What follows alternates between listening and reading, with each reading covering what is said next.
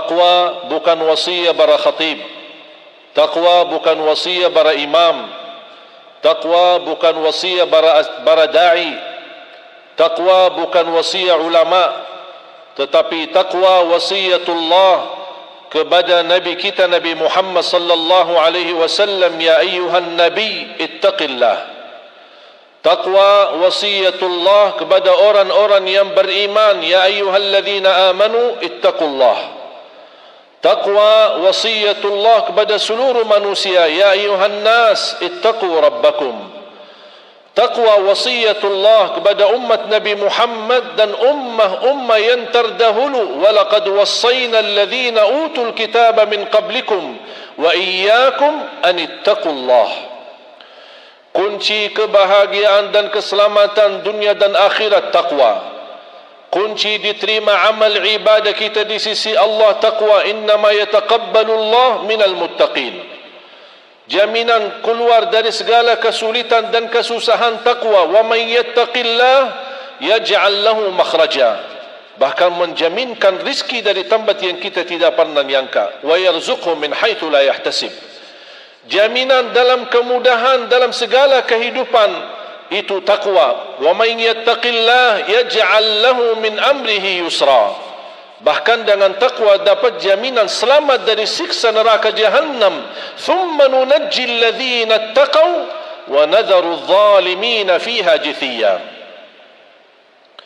Ma'asyiral muslimin jamaah Jumat yang dimuliakan Allah Subhanahu wa taala. Salah satu surah di dalam Al-Quran tidak sah salat kita tanpa kita membaca surah tersebut. Surah yang paling agung, yang penuh dengan berkah, suratul Fatihah, memiliki nama yang begitu banyak. Al-Fatihah, Ummul Kitab, Ummul Quran, Al-Waqiyah, Al-Raqiyah, Al-Syafiyah, Al-Kafiyah, As-Salah. Salah satu nama suratul Fatihah As-Salah. Artinya tidak sah salat kita tanpa membaca suratul Fatihah. An Abi Sa'id ibn al-Mu'alla qala كنت أصلي فناداني رسول الله صلى الله عليه وسلم فلم أجبه فعندما أتيت إلى رسول الله عاتبني وقال لما لم تجبني قال كنت أصلي يا رسول الله قال ألم تقرأ قول الله تعالى يا أيها الذين آمنوا استجيبوا لله وللرسول إذا دعاكم لما يحييكم ثم قال صلى الله عليه وسلم إني لأعلمنك سورة هي أعظم سورة في القرآن قبل أن تخرج من المسجد فعندما هم بالخروج من المسجد قال الصحابي يا رسول الله لقد أخبرتني أنك تعطيني أعظم سورة في القرآن قبل أن نخرج من المسجد وها نحن الآن نخرج فأخبرنا بما هي هذه السورة فقال صلى الله عليه وسلم الحمد لله رب العالمين الفاتحة أم القرآن وهي القرآن العظيم والسبع المثاني الذي أوتيته. Sebagaimana diriwayatkan Imam Bukhari, ketika Abu Sa'id ibn al-Mu'alla sedang salat dan dipanggil oleh Rasulullah SAW dan dia tidak menjawab, dan ketika selesai salatnya menghadap Rasulullah SAW dan Rasulullah SAW memberi teguran, kenapa tidak menjawab aku tadi saat saya panggil? Beliau berkata, ya Rasulullah, saya sedang melaksanakan salat. Rasulullah SAW mengingatkan firman Allah, ya ayyuhalladzina amanu istajibu lillahi walil rasuli idza da'akum. Segera jawablah Allah dan Rasulnya ketika dipanggil. Dan Rasulullah SAW berkata, wahai Abu Sa'id, apakah kamu ingin tahu apa surah yang paling agung di dalam Al-Quran? Kata Abu Sa'id, ya Rasulullah. Kata Rasulullah, saya ingin nanti sampaikan sebelum kita keluar dari masjid. Di saat tiba dan mereka mau keluar dari masjid, ternyata Abu Sa'id saking haus ilmu dan begitu luar biasa perhatiannya terhadap apa yang ingin disampaikan oleh Rasul, beliau menahan Rasulullah di depan pintu keluar. Dan dia mengingatkan, ya Rasulullah, tadi akan menyampaikan sesuatu ilmu bagi saya. Tolong apa itu ya Rasulullah? Rasulullah SAW menjawab, Al-Fatihah. Alhamdulillahi Rabbil Alamin. Hiya sab'ul mathani wal Qur'an al-azim alladhi utitu. Rawahu al-Imam al-Bukhari. Jamaah sekalian, ini menunjukkan dasar hadis ini betapa mulianya suratul Fatihah, surah yang paling agung di dalam Al-Quran. Bahkan di hadis yang lain Abdullah bin Abbas berkata, kami sedang duduk bersama Rasul dan ada malaikat Jibril. Faqala Jibril, di saat dia berbicara sama Rasulullah SAW, terdengar suara dari langit seperti pintu baru terbuka. Faradhara Jibril ila as-sama, faqala ya Rasulullah, hadha babun lam yuftah abadan illa al-yawm, lam yuftah qad qabla dhalik. Tidak pernah pintu ini terbuka sebelum hari ini. Hari ini saja baru terbuka pintu ini. Dan dari pintu tersebut turunnya seorang malaikat ke bumi, dan kata malaikat Jibril, turunyalah malaikat tidak pernah sebelumnya turun ke bumi, baru kali ini pertama kali turun ke bumi. Fasallama hadzal malak, dia mengucapkan salam kepada malaikat Jibril dan kepada Nabi Muhammad sallallahu alaihi wasallam. Wa qal abshir binuraini lam yu'tahuma nabiyyun min qablika qat, suratul Fatihah wa khawatim suratul Baqarah. Ma sa'ala 'abdun biha illa u'tih. Sebagaimana kata beliau, berita gembira bagimu dan umatmu dengan dua cahaya yang tidak pernah didapat oleh nabi-nabi sebelummu. Cahaya yang pertama suratul Fatihah, cahaya yang kedua surah atau ayat-ayat yang terakhir daripada suratul Baqarah. Barang siapa yang memohon kepada Allah melalui dua cahaya ini, pasti diijabah oleh Allah Subhanahu wa taala hajatnya. Rawahul Imam Muslim. Yang lebih bergembira lagi, Al-Fatihah adalah salah satu surah, bahkan satu-satunya surah yang kita bisa membacanya dan sambil berdialog dengan Allah Subhanahu wa taala. Makanya disunnahkan dan beradab ketika kita membaca Al-Fatihah, baca bertahap-tahap, berlahan-lahan, bersatu ayat, tidak disambungkan ayatnya, agar Allah Subhanahu wa taala menjawab kita setiap kita membaca satu ayat tersebut. Sebagaimana bersabda Rasulullah SAW dari hadis Abu Hurairah yang diriwayatkan Imam Muslim, wa ahlus sunanil arba'ah, qala Rasulullah sallallahu alaihi wasallam, qala Allah taala, hadis qudsi, qasamtu as-salata baini wa baina 'abdi nisfain. Aku telah membagikan salat itu menjadi dua bagian. Qasamtu as-salata baini wa baina 'abdi nisfain. Fa idza qala 'abdi alhamdulillahi rabbil alamin, qala Allah hamadani 'abdi. Ketika hamba membaca alhamdulillahi rabbil alamin, Allah langsung jawab, hamadani 'abdi, hambaku telah memujiku. Wa idza qala 'abdi ar-rahmanir rahim, qala Allah athna 'alayya 'abdi, hambaku telah memuliakanku. Wa idza qala maliki yaumiddin, qala Allah majjadani 'abdi, hambaku telah mengagungkanku. Iyyaka na'budu wa iyyaka nasta'in, Allah terus jawab, ini hadza baini wa baina 'abdi wa li 'abdi ma sa'al. Ini antaraku dan hambaku, dan apa yang dia minta aku jawab, aku berikan. Apa yang dia minta, habis dia memuji dan mengagungkan dan memuliakan Allah. Pertama permohonan dan yang paling agung memohon kepada Allah sesudah kita memuji Allah, ihdinas siratal mustaqim. Kita memohon petunjuk kepada Allah Subhanahu wa taala kepada jalan yang lurus. Qala Allah hadza li 'abdi, ihdinas siratal mustaqim, ini untuk hambaku. Siratal ladzina an'amta 'alaihim ghairil maghdubi 'alaihim waladdallin. Qala Allah, ini hadza li 'abdi, ini untuk hambaku. Amin, artinya Allahumma stajib, ya Allah mohon diterima. Qala Allah qad ajabt, diijabah oleh Allah Subhanahu wa taala. Di dalam suratul Fatihah ada dua macam doa, doa ibadah dan doa masalah. Apa beda doa ibadah dan doa masalah? Doa ibadah yang isinya memuji Allah dengan segala pujian, tapi tidak ada permintaan sesuatu di dalamnya. Dan satu kata yang mewakili segala pujian bagi orang-orang yang tidak bisa memuji Allah dengan perkataan yang indah, dengan perkataan yang sempurna, dengan perkataan yang agung. Satu kata mewakili semua pujian-pujian yang kita ingin sampaikan kepada Allah, dengan hanya mengucapkan alhamdulillahi rabbil alamin. Segala puji bagi Allah Subhanahu wa taala.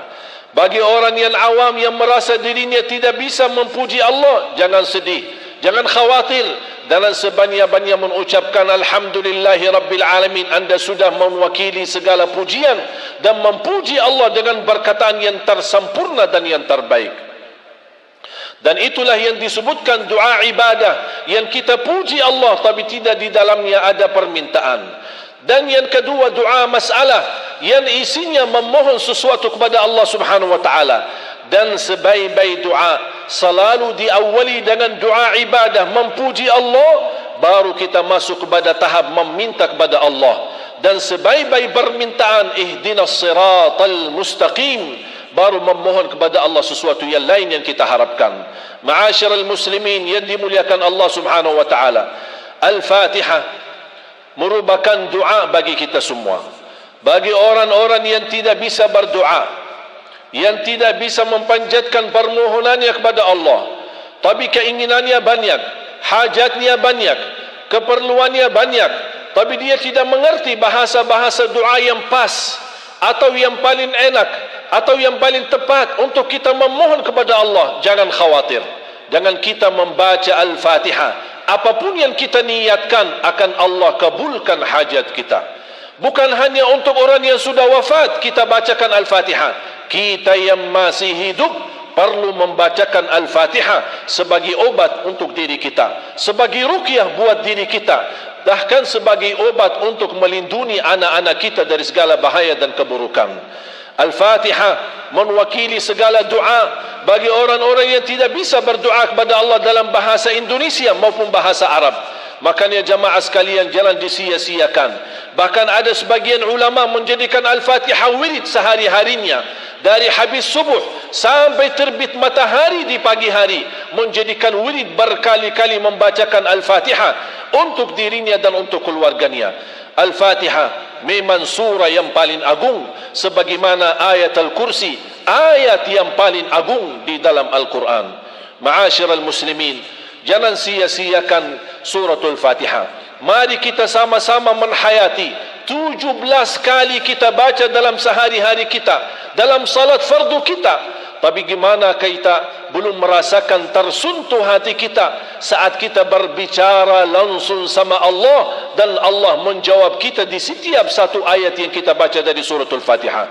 Rasakan keindahannya, keberkahannya, keagungannya dan kemuliaannya suratul Fatihah ini. Kita memang membutuhkan cahaya suratul Fatihah ini dalam kehidupan kita. Mudah-mudahan dengan keberkahan, kekuatan dan keagungan suratul Fatihah, kita dapat diantarkan oleh Allah kepada husnul khatimah dan mendapatkan pahala menjadi orang-orang yang baik dan salih-salihah, dan juga menalirkan pahala bacaan Al-Fatihah kita untuk kedua orang tua kita, untuk para guru-guru kita, ulama-ulama kita. Dan mudah-mudahan dengan kita selalu membaca Al-Fatihah, Allah lindungi negeri kita Indonesia dari segala bahaya, bencana dan segala bala dan musibah. Dan selalu kita membacakan Al-Fatihah, apapun yang kita niatkan pasti Allah kabulkan. Ada orang membaca demi hidayah, ada orang yang membaca demi petunjuk, ada orang yang membaca demi kemudahan rezeki, ada orang yang membaca untuk merubah doa bagi orang tuanya, ada orang yang membacanya untuk anaknya, ada orang yang membacanya supaya dia selamat dan lancar segala urusannya. Apapun yang kita niatkan, kita ingat firman Allah, qul huwa lilladzina amanu hudan wa shifa. Al-Quran itu dengan segala isinya, apalagi surah yang paling agung, petunjuk dan syifa, obat dari segala penyakit batin maupun penyakit zahir. Mudah-mudahan kita selalu menjadi orang-orang yang mencintai Al-Quran, mencintai suratul Fatihah, dan bisa menjadikan Al-Fatihah sebagai wirid kita sehari-hari, agar kita selalu dalam kehidupan kita dilindungi oleh Allah dan mendapatkan keberkahan lahir dan batin daripada suratul Fatihah. Barakallahu li wa lakum fil Qur'anil azim wa nafa'ni wa iyyakum bima fihi min al-ayati wadh-dhikril hakim. Aqulu qawli hadha wa astaghfirullah li wa lakum wa li sa'iril muslimina wal muslimat min kulli dhanb fastaghfiruhu innahu huwal ghafurur rahim.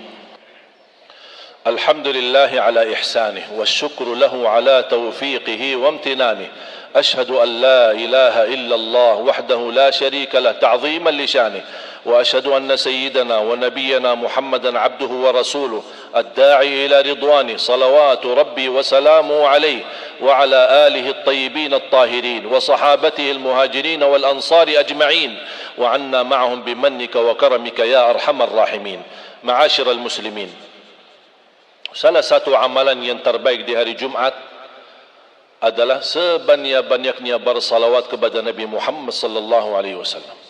Rasulullah sallallahu alaihi wasallam bersabda di hadis yang diriwayatkan Imam Muslim, "Man shalla alayya wahidah, sallallahu alaihi biha ashra." Barang siapa yang salawat kepadaku satu kali akan mendapatkan 10 kali rahmat. Itu kalau di hari-hari biasa. Tapi lebih utama dan lebih khusus di hari Jumat, sebanyak-banyaknya kita bersalawat. Karena Rasulullah sallallahu alaihi wasallam bersabda, "Akthiru alayya minas salati fi yaumil jumu'ah, fa inna salata ummati ma'rudatun alayya fi kulli yaumi jumu'ah, faman kana aktharuhum alayya salatan kana aqrabuhum minni manzilah." Hadisun hasan di kitab Sahihut Targhib. Ini salah satu berita gembira dari hadis Rasulullah SAW yang hasan ini. Bagaimana kita sebanyak-banyaknya kita bersalawat berarti akan menjadi posisi yang terdekat sama Rasulullah SAW. Sebanyak-banyaknya kita bersalawat khususnya di hari Jumat. Makanya ada seorang guru saya, seorang ulama, Syekh Muhammad ibn Muhammad Al-Mukhtar Al-Shanqiti, seorang ulama di Masjid Nabawi. Ketika kami duduk di majlis, dan beliau dikenal sebagai ahli zikir dan sangat luar biasa cintaannya beliau kepada Rasulullah dan Ahlul Bait. Sambil beliau pernah berkata, ketika ditanya sama seorang yang duduk di majlis, mana yang lebih utama di hari Jumat? Banyak baca Quran atau banyak bersalawat? Beliau langsung menjawab dengan tegas, sebaik-baiknya di hari Jumat khususnya lebih baik banyak bersalawat kepada Nabi Muhammad daripada banyak membaca Al-Quran. Apa alasannya? Karena kata beliau, itulah permintaan Nabi kita Nabi Muhammad sallallahu alaihi wasallam. Akthiru alayya minas salati fi yaumil jumu'ah. Banyak salawatlah kepadaku di hari Jumat. Kenapa khususnya di hari Jumat? Karena setiap hari Jumat Rasulullah SAW bisa mengenal salawat kita. Ada malaikat yang punya tugas membawa salawat kita kepada Nabi Muhammad di Madinah. Ya Rasulullah, ini salawat si fulan dari Solo, ini salawat si fulan dari sana dari sini. Dan Rasulullah SAW bisa mengenal nama kita karena kita bersalawat khususnya di hari Jumat. Ini keistimewaan yang saya harap jangan disia-siakan. Pagi berdiri, duduk dimanapun kita berada, terus kita bersalawat. Baki Sayyiduna boleh, tidak baki Sayyiduna boleh. Mau yang panjang boleh, mau yang pendek boleh. Mana yang anda suka, silahkan. Sebanyak-banyaknya salawat. Dijamin dengan banyak salawat, selain kita menjadi dekat manzilatan inda Rasulillah, dekat posisi kita bersama Rasulullah SAW, kita akan terjamin mendapatkan syafaatnya Nabi Muhammad SAW. Diampuni dosanya, dijaminkan husnul khatimah, diselamatkan dari kematian mendadak, diangkat segala kesusahan, dihilangkan segala kesulitan, dilunasi hutang, disembuhkan penyakit. Banyak kemanfaatan daripada salawat. Kalau saya sebutkan manfaatnya, saya perlu khutbah berkali-kali untuk tuntaskan betapa manfaat dan keutamaan daripada salawat kepada Nabi Muhammad sallallahu alaihi wasallam. Cukup firman Allah, "Innallaha wa malaikatahu yusalluna 'alan nabi ya ayyuhalladzina amanu sallu alaihi wa sallimu taslima. Makanya perintah Allah kita selalu berkata sallallahu alaihi wasallam atau Allahumma salli ala Muhammad, ya Rabbi salli alaihi wa sallim. Allahumma salli ala Sayyidina Muhammad wa ala ali Sayyidina Muhammad wa sallim taslima. Ibadallah, mari kitalah sama-sama berdoa kepada Allah Subhanahu wa taala agar kita mudah-mudahan di hari yang berkah ini dengan berkahnya dan wasilah kita bersalawat kepada Nabi Muhammad sallallahu alaihi wasallam, mudah-mudahan terkabul doa kita dan diijabah oleh Allah hajat kita. Amin ya rabbal alamin. Allahumma ighfir lil muslimina wal muslimat wal mu'minina wal mu'minat al ahya'i minhum wal amwat. Allahumma salli ala Sayyidina Muhammad wa ala ali Sayyidina Muhammad.